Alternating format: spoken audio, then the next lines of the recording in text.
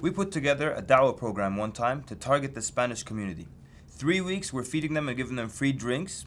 And then when it was time to start speaking to them about Islam finally, after establishing rapport, we turned around and we didn't have enough Spanish material, and we didn't even have anyone who spoke Spanish. What is wrong with this setup?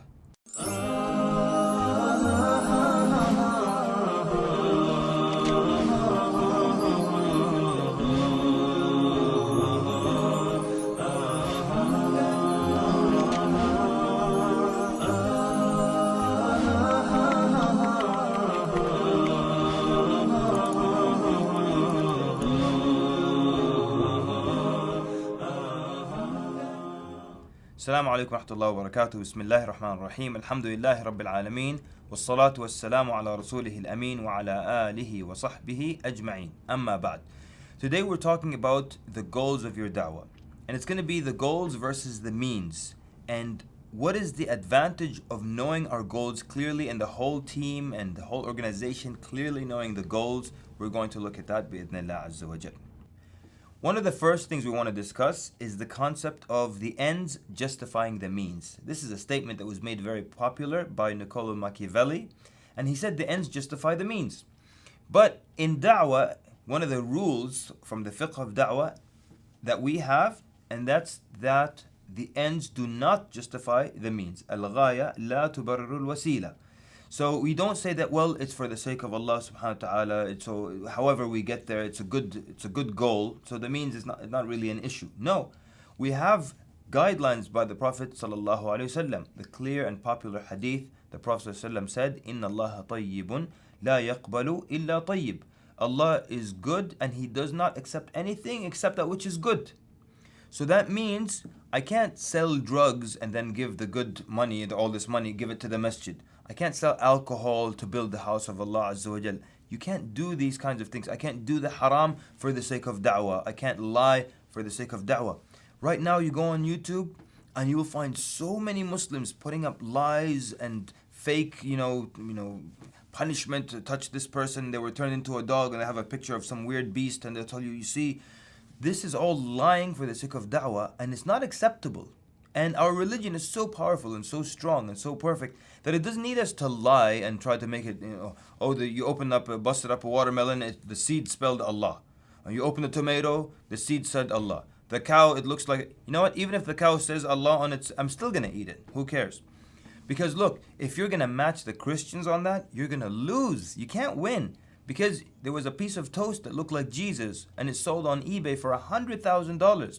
One time in Virginia where I live, there was a bathroom stain that looked like Jesus. A bathroom stain on the floor that looked like Jesus. It made it in the news.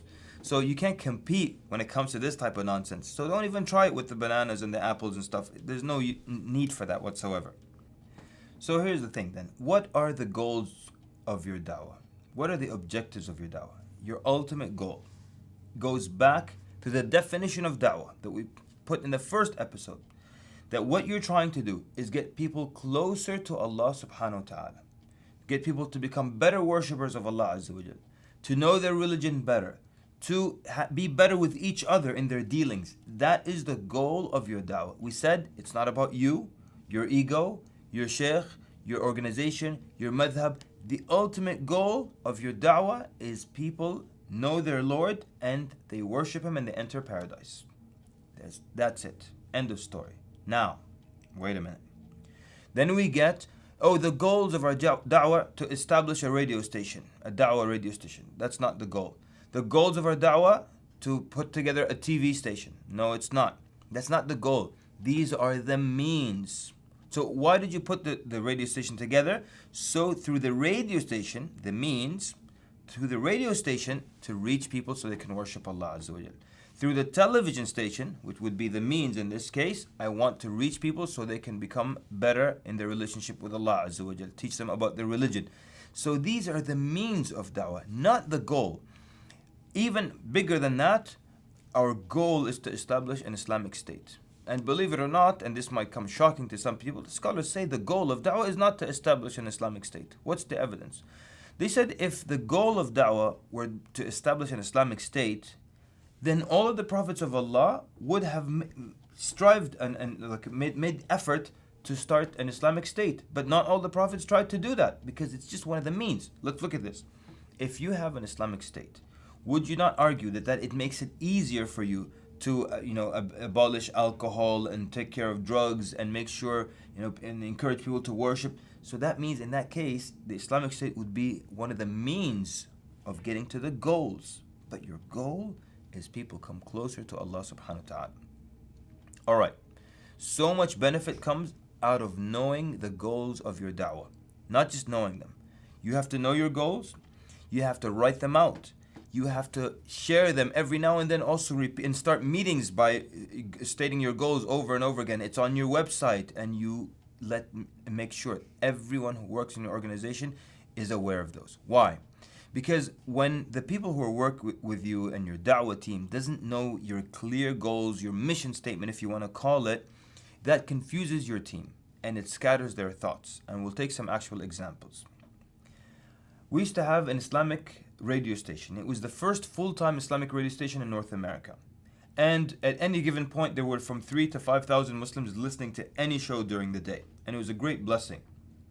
And people could call in live and ask the mashayikh questions of fiqh and so on and so forth and social issues. It was a great service to the community.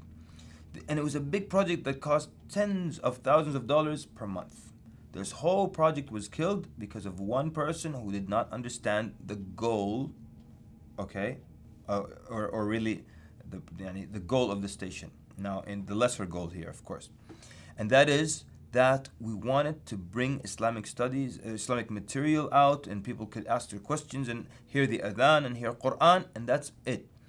Now, he, in his mind, and he's the only one in the station that did this, in his mind, he wanted it to be a political radio station. So he'd always bring guests, and they'd go into politics, and they fight, and this and that, and so on and so forth. Anyways, he did this, he pulled a stunt that I'm not going to go into in detail, but he pulled a stunt to basically infuriate the American public so more people start listening to the station. And he was working off of the idea of any publicity is good publicity.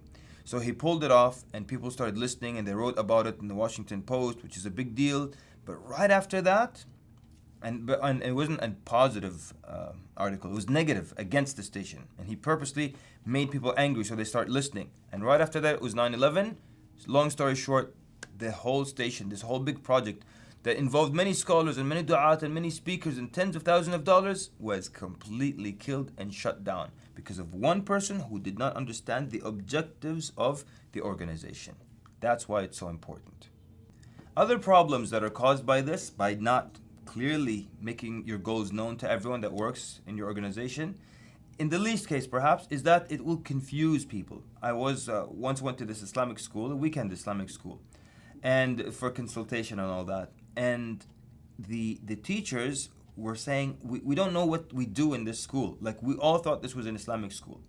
The best Islamic studies teacher we have always tells us in every meeting that this is not an Islamic school and it's a cultural school. Yet, he teaches Islamic studies and he's the best teacher, and they teach Quran and they don't teach anything cultural. So, if at every meeting or from the first day they made it clear to everybody what we're here about, he wouldn't be confused, and he wouldn't have confused the other teachers either. That means then, again, I want you to see how everything is linked together and how beneficial it is to write out your mission statement. Now, the fact that it's very clear to everybody in my building what we're here to do, this helps me train everyone as well. So now I can provide training to reach the goal that we want. Yeah? That's one thing, training. And training is so important, and it's very overlooked by a lot of Islamic organizations. And sometimes you see companies, they'll pay a lot of money, they'll spend a lot of money, they'll fly you to another city, get you a rental car, get you a hotel room so you can attend this conference or that conference or this workshop or this training, and they have refresher courses.